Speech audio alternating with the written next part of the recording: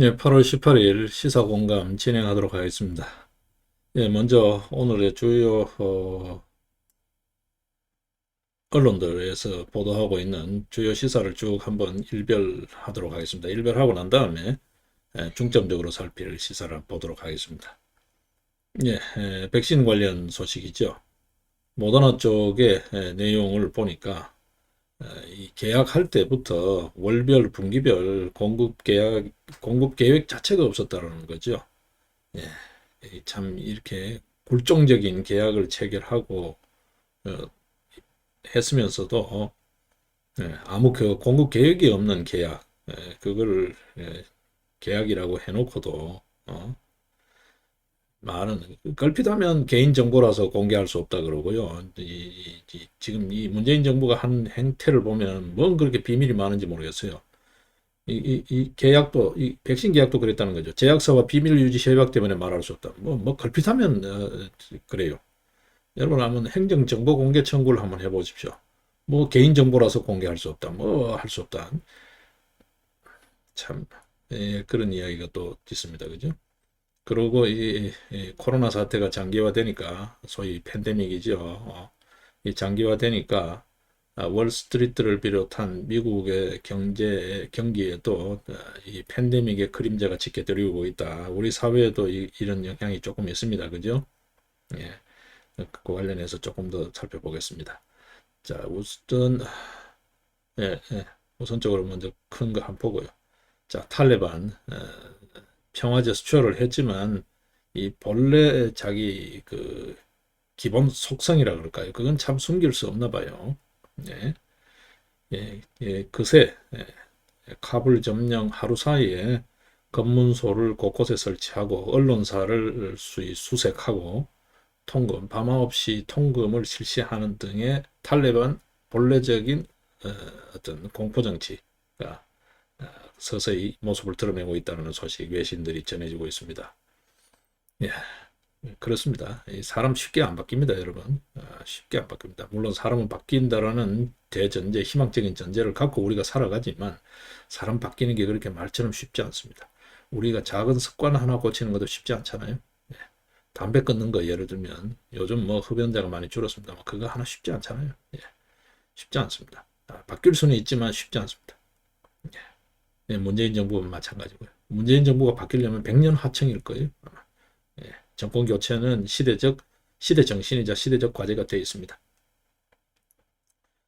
자, 이제 월성 원전 관련 조금씩 그 마각이 드러나고 있습니다. 그죠? 백운규 그렇게 발뺌했지만 구체적으로 한수원 한국수력원자력 사장을 압박했다라는 내용이 이제 언론지상에 오르내리고 있습니다. 월성 원전 가동을 멈추지 않으면 인사상의 불이익을 주겠다라고 구체적으로 압박을 했다라는 거죠. 백운규 장관은 이제 법적 책임에서 정말 더 자유로울 수 없을 것 같아요. 이미 기소가 되어 있지만 아마도 이제 법적 책임을 져야 되지 않겠냐. 소위 말해서 속된 말로 빼박이다. 그런 관련 뉴스가 보입니다. 자, 그 다음에 이 부분은 조금 더 살펴봐야 되겠습니다만 먼저 살펴볼까요?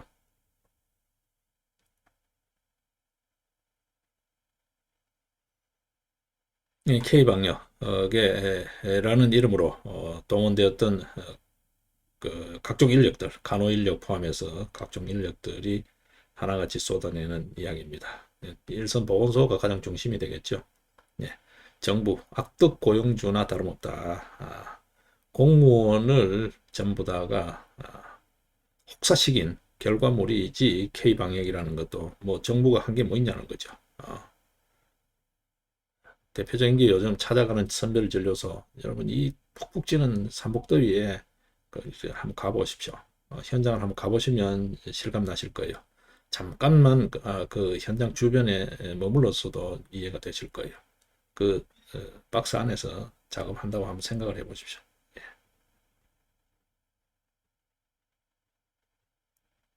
자, 그 이야기가 있고 그 다음 다른 쪽 한번 보겠습니다. 예. 미국의 국익우선 동맹 이 정책, 특히 바이든 행정부의 냉혹한 국제관계 도마 위에 오르고 있습니다만 이제 일단 그게 눈에 띄고 있습니다. 예.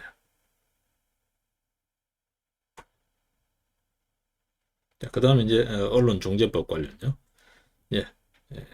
집권당 더불어민주당이 징벌적 손해배상 관련 규정, 근본적으로 언론의 재갈을 물릴 수 있는 그 핵심 키워드는 그대로 살려둔 채로 자꾸 신용만 하고 있고, 안건 조정이 회부라든지 이런 어떤 절차상의 테크닉 기교만 부리고 있다라는 거.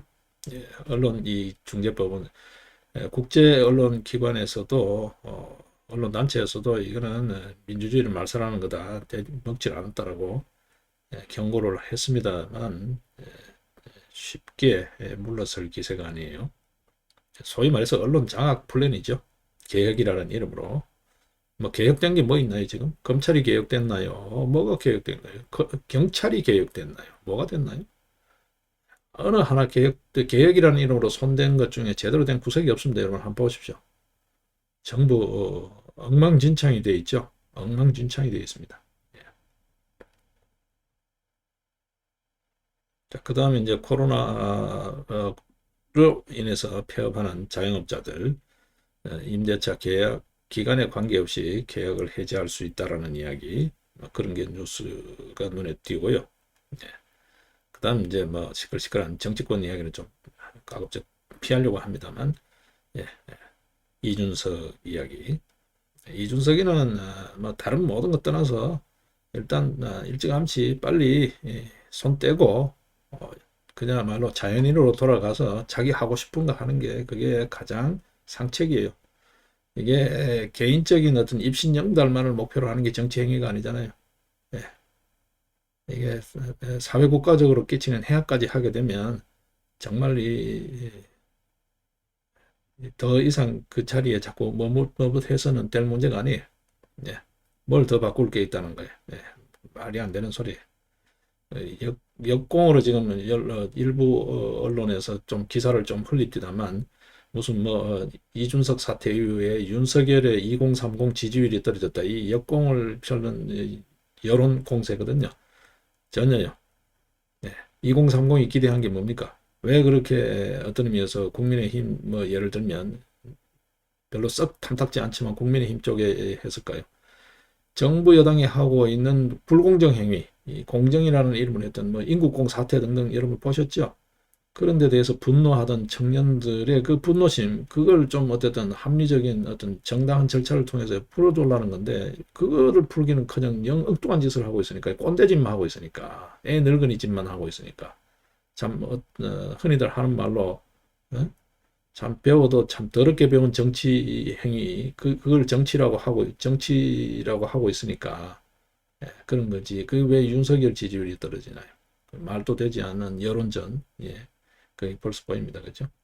자, 지금 이 팬데믹 이야기 있었습니다만, 부실대학은 굳이 팬데믹뿐만이 아니라 우리 사회 인구 절벽 문제, 저출산 문제하고도 맞물려 있습니다. 그죠? 예, 예, 부실대학 문제가 구체적으로 드러나고 있습니다. 경제지 관련을 보게 되면. 그리고 머지 포인트 4 관련, 예, 먹튀, 소위 벤처 기업의 먹튀 이야기. 그 다음에 이제 역시 집값입니다. 아파트 값입니다. 오늘 매일경제를 보게 되면 서울 아파트 값이 정부 발표로는 안 올랐다라고 이야기하는데, 표본을 조금 더 표본 단위를 조금 더 확대해서 통계 표본을 2배로 확대해서 보니까 한 달 사이에, 7월 한 달 사이에, 그러니까 지금 8월이니까 지난달이죠. 7월 한 달 사이에 2억이나 뛰었다. 2억이나 뛰었다. 이는 이게 기사입니다. 예, 예. 매일경제 단독으로 소위 특종으로 보도한 건데요. 아파트 통계 표본을 2배로 확대하니까 한 달 사이에 평균값이, 평균 아파트값, 서울 시내 아파트값이 9억에서 11억으로 2억이나 올랐다라는 겁니다. 서울 집값이 미쳤다, 그런 이야기죠. 이게 뭐 이제는 전국 동시화 현상이어서 서울 집값뿐만이 아니라 전국의 집값이 미쳤다로 아마 곧 바뀔 것 같아요. 서울이 먼저 아무래도 움직이죠. 이제 그런 이야기. 움직이면 전국적으로 바로 어떤 의미에서 평준화되어 버리니까요.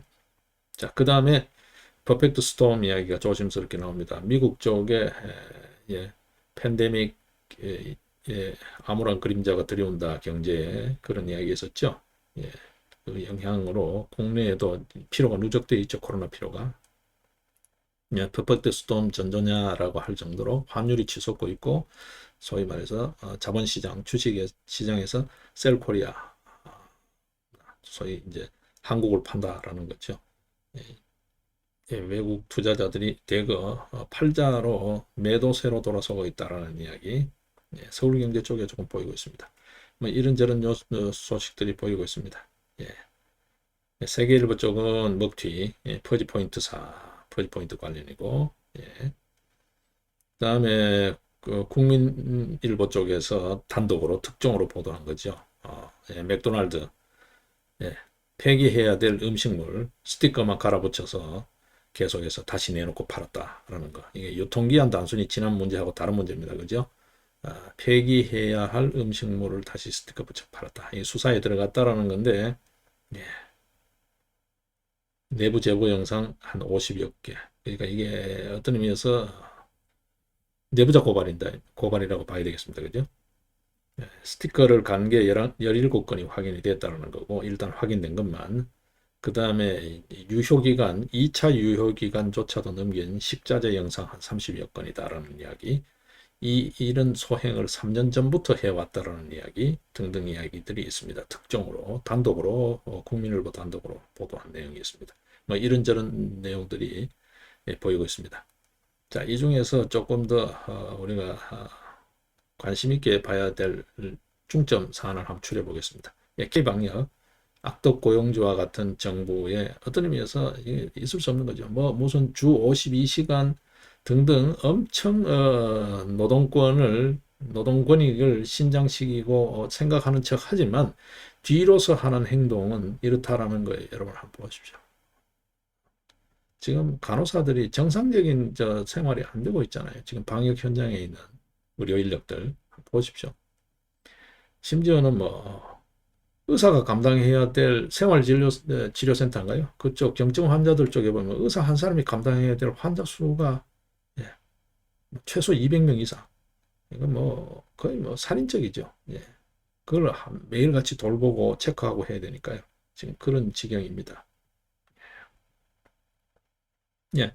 임대차 계약 관련해서 또 이제 법에 손을 대겠다는 건데, 글쎄요. 이렇게 이 법률안을 누더기를 만들면 이게 이제 상가 임대차 보호법 개정안을 어쨌든 법률이나 시행령을 개정을 해야 될 거잖아요. 시행령이든 그게 뭐든 간에요. 이 법에다가 자꾸 이렇게 손을 대서 누더기를 만들면 이게 어떻게 될까요? 자, 우선 당장의 자영업자들 상가 계약 해지권을 일단 좀 뭐 자유롭게 해주겠다는 얘기인데, 예. 글쎄요. 뭐 이거는 한시적이야지 이게 상가 임대차 보호법 개정안으로 이렇게 손을 대야 될까라는 거는 조금 의문이에요. 현행은 어, 뭐죠? 임대인이 의무를 위반했다든지 뭐그 특수한 사정들이 있죠. 이 사례를 뭐 구체적으로 지금 나열하기는 좀 그렇습니다만 이럴 때만 중도계약 해지가 가능했는데, 그죠?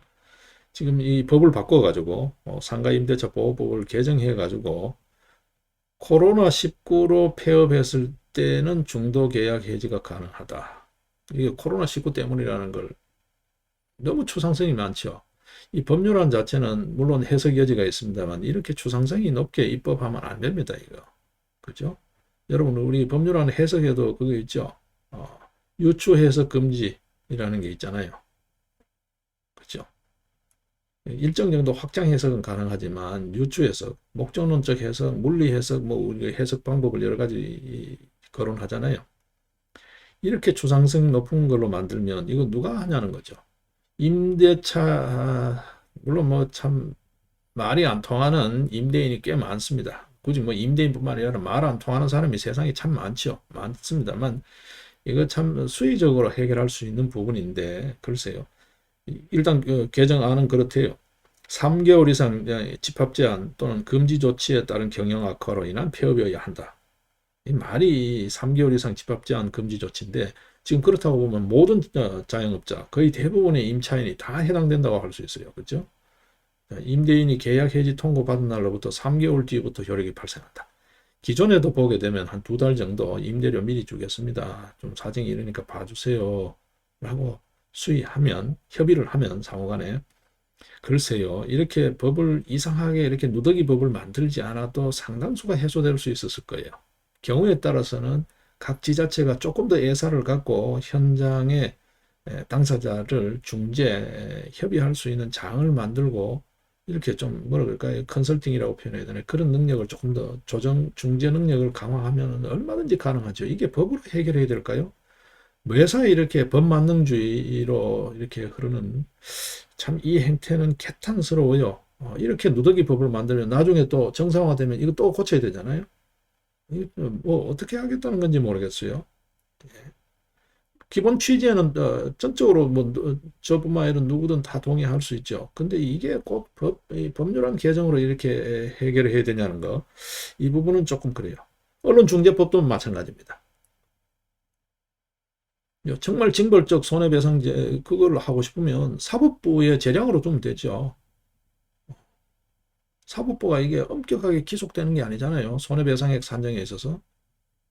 특별 손해라든지 기타 손해를 폭넓게 인정할 수 있는 사법 재량이 얼마든지 있는데 이걸 언론중재법 개정안을 통해 가지고 못 박아 가지고 말이죠. 그것도 얼마나 여러분들 그 내용을 한번 보십시오. 매출액 대비예요. 매출액 대비. 이거 뭐 뻔하잖아요. 뭘 하겠다는 게 뻔하죠. 소위 메이저 언론 있죠. 한번 주고 바라는 거잖아요. 이게 무슨 언론 개혁인가요? 이걸 지금 손대겠다고 하고 있어요. 자, 거기다가 또 하나 있습니다. 이 관련해서 보겠습니다. 오늘 지금 초점을 K방역 공무원들 혹사하는 문제, 노동 조건 문제, 그죠? 부동산 임대차, 상가 임대차 보호법 개정안 문제, 이거 같이 그 연구에 되어 있는 거죠. 코로나 쪽 관련해서. 그 다음 부동산, 그 다음에 이제 국민들의 알 권리 관련인데, 언론을 재갈을 물려버리면 국민들이 알 수 있는 루트가 없잖아요. 어느 현장에서 어떤 일이 벌어지는지 생업에도 바쁜데 알 수가 없죠. 국민의 알 권리 침해, 이게 굉장히 중요한 거예요. 기본권 중에서도. 최상위 기본권이나 다름없죠. 자유로운 인격 실현에 관련하는 거와 알 권리, 표현의 자유 이런 게 굉장히 중요한 권리잖아요. 우리 사회가 정말 제대로 돌아가기 위해서. 소위 말해서 소통과 공유 이런 차원에서도 그렇죠. 뭐 내용을 알아야 면장지를 할 거 아니에요. 자, 그 다음에 또 하나가 있습니다. 추미애보다가 더 표독하다라는 표현을 평가를 받고 있죠. 박범계가 하고 있는 지금 뭡니까? 뭐 수사 내용이 유출될 때는 바로 조사뿐만 아니라 내사까지 할 수 있게끔 이거. 그러니까 사실상 뭐 어떤 의미에서 뭐라고 표현해야 되나 이게. 전부 다가 수사팀 자체를 그러니까 이 뭐 수사하면 뭐 합니까? 기소되면 공소장에 기소된 내용은 공개가 되어 있는데 기소된 내용, 공소장에 된 내용조차도 언론에 보도가 되면 이거 누가 해서라고 추궁할 정도니까요. 도대체 뭘 하자는 건지, 뭐 어떤 것도 어떤 내용도 뭐 알 필요 없다는 건지, 국민들 정말 눈 귀를 다 막아버리겠다는 건지 이거 알 수가 없어요. 이거는 직접 수사팀에 대한 직접적인 저희 외압이기도 합니다. 압력이죠, 압력. 예.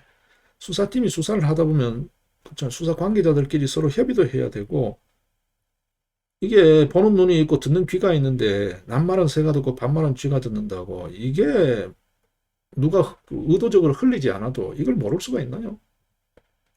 출입 기자단도 있고 등등등 있는데 이게 안 흘러나갈 수가 있나요? 이해관계인들이 꽤 많잖아요. 변호인도 있죠. 누가 흘렸는지 어떻게 알아? 여러분들이 수사할 때 변호인의 조력을 받을 권리 이래서 변호인이 입회합니다. 변호인 통해서 나갈 수도 있죠. 이게 꼭 그 수사팀에서 정보를 의도적으로 유출했다라고 볼 수가 있나요? 내용은 그렇게 돼 있어요. 훈령을 개정하겠다는 건데 예, 형사사건 공개금지 등에 관한 규정 이걸 이제 훈령을 개정했다라고 그래요. 예? 수사 정보를 의도적으로 유출한 것으로 의심할 만한 상당한 이유. 얼마나 추상성이 높습니까? 의도적으로라는 것도 이게 추상적이에요. 의도적으로 유출했다. 이게 고의잖아요. 어떤 의미에서. 과실도 아니에요. 자, 그런데 이게 과실인지 고의인지 참 애매하잖아요. 의도적으로 유출한 것으로 의심할 만한 상당한 이유. 완전히 궁예 관시법입니다. 궁예 관시법입니다. 의심스러워. 그리고 지가 봤을 때 상당한 것 같아. 이 상당성 이야기가 이 법률 해석 차원에서도 우리가 학교 다닐 때 배울 때 보면 이 상당성이라는 개념 자체가 굉장히 추상적인 거거든요. 이것 때문에 막 여러 사례들, 판결들, 판례들이 막 서로 막 어긋나기도 하고 한단 말이에요. 이렇게 추상성이 높은 입법, 앞서 그 상가임대차 보호법 개정안 그 코로나 임대차 해지요. 그거 얼마든지 행정기관이 행정 지도로 해결할 수 있는 부분이잖아요. 그걸 법률안 개정을 한대요. 예, 이 지금 법무부 훈령 이 부분요. 수사정보 유출 시 조사 내사하는 거. 이거 뭐 단순히 알 권리 묵살 문제가 아닙니다. 이거는 그야말로 일종의 공포행정이죠. 공포행정이죠.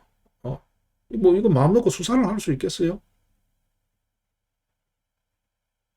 묻고 답하는데 여러분 그 경찰서에 조사받을 때 조사 뭐 굳이 뭐 수사까지 아니어도요 참고인 조사라도 받을 때 한번 가보십시오. 여러 명이 앉아서 옆에서 이야기하는 거 다 들립니다. 직접 수사관이 하는 거, 직접 당사자가 진술하는 거 외에도 그 주변 그 공간에 앉아 있는 사람들 다 들립니다. 조사실을 따로 이렇게 별도로 불러가 하는 경우도 있지만 그렇지 않은 경우가 많아요. 여러분 검사실 이런 데 가서 검찰 수사관들한테 조사받을 때 한번 가보십시오. 검사 있죠. 그 옆에 여러 사무원들 있죠. 다 있습니다. 검사실 안에도. 어. 이게 도대체 수사 정보를 의도적으로 유출했다. 이 도대체 누가 유출했다는 거예요? 참 말이 안 되는 짓을 하고 있어요. 말이 안 되는 짓을. 이것은 뭐 수사하라는 거예요. 하지 말라는 거예요. 어? 제가 조금 본질에서 어긋난 이야기까지 했습니다만 그렇습니다. 그죠? 한번 보십시오, 여러분. 이게 지금 말이 되는 건지 한번 보십시오. 그렇지 않아도 광복절 연휴 때 그 김원의 이야기에 여러분들 아마 많이 피가 끓으실 거예요. 김원의가 어떤 인생을 살아왔는지 그 뭐 부모의 족보가 가짜니 많이 그런 어떤 시비 문제를 떠나서도 김원의가 어떤 인생을 살아왔는지 여러분 아실 만한 분들 아시잖아요. 그자의 입에서 지금 나오는 이야기 들으면서도 광복절 연휴 때 마음이 편치 않으셨을 텐데 지금 이렇습니다. 지금 우리 사회, 우리나라 꼬라지가. 자, 일단은 아마 그 정도 조금 정리하고요. 알 권리 관련, 코로나 관련. 뭐 코로나 관련해서 뭐 자료 하나 요청해 보십시오. 전부 다가 사이트 보라는데 사이트 가면 미로 게임이고요. 그렇지 않고 정보 공개 청구하면은 그 뭐 개인 정보가 있어서 뭐 걸핏하면 개인 정보예요. 무슨 예, 백신도 지금 그렇다는 거죠. 계약의 비밀 협약. 어디나 비밀 협약 다 합니다. 민간 기업에서 계약 하나 해도 비밀 협약 다 합니다. NDA라 그래서 다 합니다. 뭔 핑계를 대가지고라도 아예 다 눈길을 막겠다는 건데 얼마나 막을 수 있을지 한번 해보라 그러십시오. 예. 이제 문재인 정부는 6개월짜리 시한부입니다. 예. 다음 정권이 어떤 정권이 들어서든 간에 한번 해보라 그러십시오. 그게 언제까지 되는지. 그야말로 법적으로 공소시효를 넘길 때까지라도 버틸 수 있는지 한번 해보라 그랬어요. 다 뻔히 알 텐데 뭘 하는 짓인지 모르겠어요. 자, 이제 집값으로 돌아가겠습니다. 집값으로. 뭐 이야기 조금 매일 쏟아지는 시사들이기 때문에 그렇게 뭐 정책 토론하지 그렇게 집중적으로 후벼팔 문제는 아닙니다만 집값 보겠습니다. 서울 집값이 미쳤다. 한국경제가 헤드로 뽑은 소위 야마로 신문 기사에 머리글로 뽑은 겁니다. 서울 집값이 미쳤다. 오죽하면 그래도 경제지에서는 내놓으라 하는 대표적 경제지가 이렇게 제목을 뽑을까요? 지금 또 그런데 서울 집값이 미쳤다라고 할 정도인데 앞으로가 더 문제라는 거예요. 어떤지 한번 보겠습니다. 내년도 서울 입주 물량이 34%가 준대요. 올해 대비. 예, 신규도 그러니까 분양하는 것도 기존 물량도 없다. 물건이 없다. 공급이 턱없이 부족하다는 거죠. 시장 공급 부족이 되면 가격은 그죠? 기본적으로 올라가죠. 올해 3만 1211가구였는데 내년도에 2만 463가구밖에 되지 않는다 그래요. 공급난이 점점점 갈수록 벼랑 끝으로 내몰리고 있다. 올해 예정단지 절반이 연내에 분양할 수 있을지 없을지가 불투명하다. 그러니까 올해 내로 분양이 될지 안 될지가 불투명하다. 올해 내로 분양할 걸로 예정되었던 게. 그리고 집값은 14개월째. 바로 앞서 제가 말씀드렸죠. 매일경제 쪽. 7월 한 달 표본 수를 늘리니까 2배로 확대하니까 그러니까 표본 수를 아주 좁게 잡은 거죠. 딱. 그래 잡으니까 뭐 올랐느니 안 올랐느니 하는데 정부 발표를 믿을 수 없다는 거죠. 표본을 그대로 조금 더 실제 어떤지를 알기 위해서는 제일 좋은 거는 표본 할 것 없이 전수조사를 하면 제일 좋은데 그게 현실적으로 불가능하니까 표본 조사를 했다는 거죠. 표본을 2배로 늘리니까 7월 한 달 새 2억이 올랐다는 거죠. 9억 평균가 9억이 11억이라는 거잖아요. 예. 예, 지금 한국 경제도 마찬가지 이야기합니다. 14개월째 집값은 계속해서 오르고 있는데 내년도에 입주 물량이 34%가 준다. 서울 집값이 미쳤다. 근데 갈수록 내년이 더 걱정이다. 앞으로가 더 내년 소리도 안 합니다. 앞으로가 더 문제다. 예, 소위 서민들이 완전히 거의 패닉 상태다. 패닉 상태.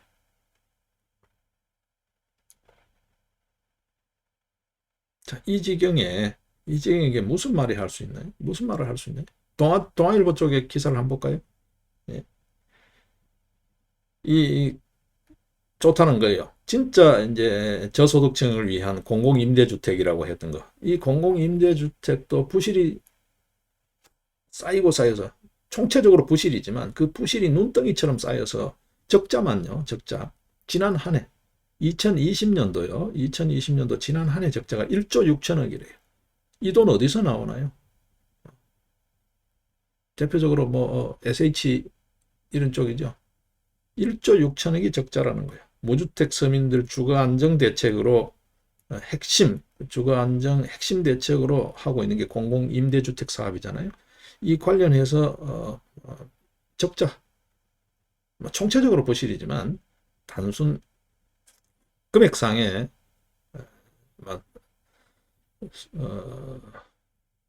수익 구조만 보더라도 1조 6천억이 부실이라는 거예요. 예, 이렇습니다, 여러분. 이렇습니다. 그리고 다른 측면에서 보게 되면 수도권, 서울, 경기 이런 전체죠. 서울뿐만이 아니고 수도권의 주택 보유율, 내집 보유율, 내집 보유율이 문재인 정부 들어서 오히려 줄어들고 있다. 그러니까 집 가진 놈, 이전에는 자기 집 가진 사람 비율이 이전 비율이 있었다면 그보다 못하다는 거예요. 못하고 지금 전월세 구조도 점점 악화되고 있잖아요. 갈 데가 없다는 거죠. 이게 누구 기준인지 정확하게 기준을 지금 제시하고 있지 않은데요. 한 푼도 안 쓰고 8년 죽자 살자 모아야 집을 장만할까 말까. 글쎄요. 이것도 조금 불명확한 것 같아요. 이거 좀 다시 봐야 될 것 같아요. 이 자가 점유율, 자기 집 점유율이 8년 만에 하락세라 그래요.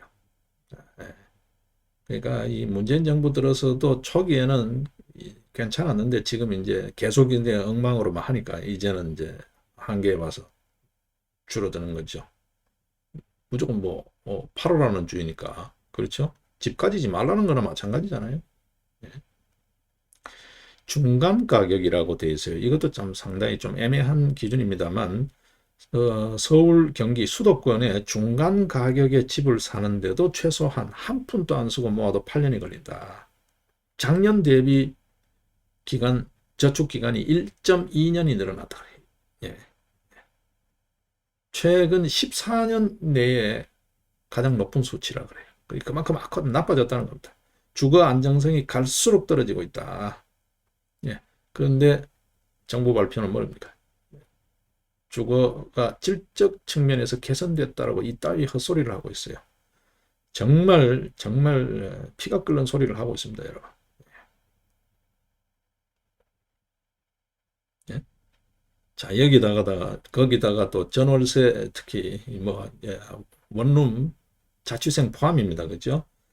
예, 그 인상 요인으로 이 건드리면 인상이 되죠. 가마또도 지금 자꾸 술렁이는 판에, 그죠? 주택 임대 사업자들 지금 8월 달부터죠. 8월부터인데 오늘입니다. 오늘 8월 18일 오늘부터입니다. 예. 오늘부터 보증보험을 안 들면 형사처벌한다. 걸핏하면 형사처벌이에요. 행정지도 행정벌 정도도 아니에요. 걸핏하면 형사처벌이에요. 여러분 뭐 하나 해보십시오. 걸핏하면 형사처벌입니다. 이거 말이죠. 이게 다름 아니라 이게 공포정치예요. 이게 공포정치예요. 뭐 손발 자르고 목 치고 뭐 이런 문제가 아니고 이게 공포정치예요. 집 세놓는데 보증보험 안 들었다고 형사처벌한다. 그게 오늘부터입니다, 여러분. 오늘부터. 이게 이제 2학기, 여러분들 아마 신학기 되면 학생들 또 뭐 거주 좀 변동이 있죠. 그리고 또 이주들이 있습니다. 일반 학생들, 중고등학생, 그죠? 뭐 학군 이동, 기타 등등 이래서 있습니다. 그리고 또 이사철입니다. 또 봄, 가을. 자, 주택 임대 사업자들 보증보험 만들면 형사처벌한다. 보증보험료 들어가면 또 집값 올리겠죠. 세 올리겠죠. 임차료, 그죠? 자, 그 이야기입니다. 자, 이 와중에 말이죠. 이게 역차별 문제가 아니에요. 심각합니다. 외국인 투자자 뭐 전체 뭐 어떤 투자 분위기를 저해한다 이래가지고 손을 안 대잖아요. 예, 특히 우리나라 부동산, 한국 부동산을 점령한다는 표현까지 써요. 중국 자본이 한국 부동산을 점령한다. 지역적으로는 부천, 부평 쪽에 가장 많이 샀다라고 하고, 이게 중국 자본뿐만이 아닙니다. 미국이나 EU 쪽 자본이 들어오면 주로 사는 게 서울, 강원, 충청 중에서도 세종권 이런 쪽에는 미국계 자본, 미국, 영국 이런 쪽에 소위 투기 자본이 들어와서 부동산을 알짜배기는 전부 다 싹쓸이 하고 올 거예요. 알박기로. 중국계 자본은 저 서부 지역이라 그러죠. 여기 지금 지역으로 부천, 부평 이런 이야기 하는데 일부 지역. 그리고 중국계 자본은 강원도 쪽에도 일부 이렇게 식으로 한국의 부동산이 전부 다 점령당하고 있다. 우리 백성들은 멀쩡히 갖고 있던 집조차도 노후책이나 될까 싶어서 마련했던 집조차도 종부세니 뭐니 이래가지고 그죠? 심지어는 뭐 팔고 싶어도 팔지도 못하잖아요. 양도소득세 때문에. 양도소득세가 뭐 지금 한두 푼이 아니잖아요. 그 팔아봐야 양도소득 차익 소득세 내고 나면은 남는 게 손에 쥘 게 없으니까 팔지도 못하고 뭐 사지도 못하고 이러지도 저러지도 못하고 세금은 내야 되고 지금 이 판이에요, 여러분들. 특별한 소득원이 없는, 그야말로 국민연금조차도 기대할 게 별로 없는 그런 어떤 참 현금 부동산 거지. 집 한 채가 그 전재산인 그런 집은 좀 반듯하다 하더라도 종부세 몰리죠, 뭐 몰리죠 이래가지고 어쩔 수 없는 사람들이 많아요.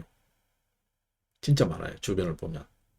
멀쩡해 보이는데 쓸 돈이 없는 사람들이, 현찰 없는 사람들이 꽤 많아요. 주변을 보면. 참 딱하죠. 이러지도 저러지도 못하는. 예. 참, 이 판국에, 예. 우리나라의 부동산, 그게 주택이든 토지든 공장이든 간에 외국계 자본에 의해서 알짜배기는 다 넘어가고 있다. 다 넘어가고 있다. 이러다가 중국 놈 집에 새 살아야 될지 모른다 소리까지 나오잖아요. 민간에서. 지금 이 지경입니다. 이 지경입니다.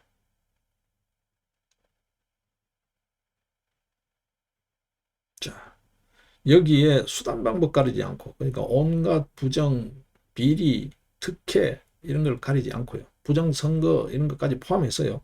부정선거 반드시 관심을 갖고 좀 바로잡아야 됩니다. 심각합니다, 여러분. 관련해서 지금 뉴스가 되는 거, 큰 비중은 아니지만 되는 게 서울시 교육청 관련이죠. 예산 11조 쥐락펴락 하면서 특채 지 맘대로 했고 공채 지 맘대로 했다는 거잖아요. 예? 심지어는 자체의 기관 내 또는 실무라인의 조언, 보고조차도 묵살하고 지 맘대로 했다는 거잖아요. 철저히 수사해서 처벌 해야 되겠죠. 받아야 됩니다. 돈이 11조예요, 여러분. 일반 서민들 지금 그죠? 월세 한 푼, 집값 한 푼 오르는데도 지금 뭐 벌벌 떠는 시기인데 이뭐 흥청망청입니다, 여러분. 지자체들 뭐 이런데 한번 가보십시오. 일선 기관들. 공무원 숫자 너무 많고 위원회 무슨 위원회 쓸모없는 위원회가 왜 그리 많은지 여러분 한번 가보십시오. 시설물 한번 가보십시오. 서울시 특별히 지금 문제되고 있습니다. 시사로 지금 나와 있습니다. 자, 그 다음에 이제 보겠습니다. 뭐 백신이니 K 방역이니 하지만 실제 항체를 얼마나 보유하고 있는가 조사를 해보니까 오늘 마무리로 이걸로 마무리하겠습니다. 그나마 우리가 기대하는 거 뭐 좀 이게 집단 면역이라도 된다 그러니까 되겠냐라고 기대를 하고 하는 그런 구석이 있는데 안 된다는 거죠. 요원하다는 거죠. 요원하다. 항체 보유 실태를 조사해 보니까 국민 1200명당 4명 정도만 겨우 항체가 있더라는 거잖아요. 이거 뭐 날쌘 이야기죠. 날쌘 이야기죠. 백신 접종률은 둘째 치고라도 항체 보유율이 이게 말이 안 된다라는 거잖아요. 이 퍼센트로 얼마 됩니까? 1200명에 4명이니까 몇 퍼센트가 되나요? 그죠? 뭐 퍼센트를 0.33%, 0.33%네요. 이런 지경입니다. 오늘 뭐 시사에서 우리가 밝은 이야기를 참 들어보기가 참 어려워서 그죠? 어제 간첩 이야기 우리 조금 다뤄졌죠. 예.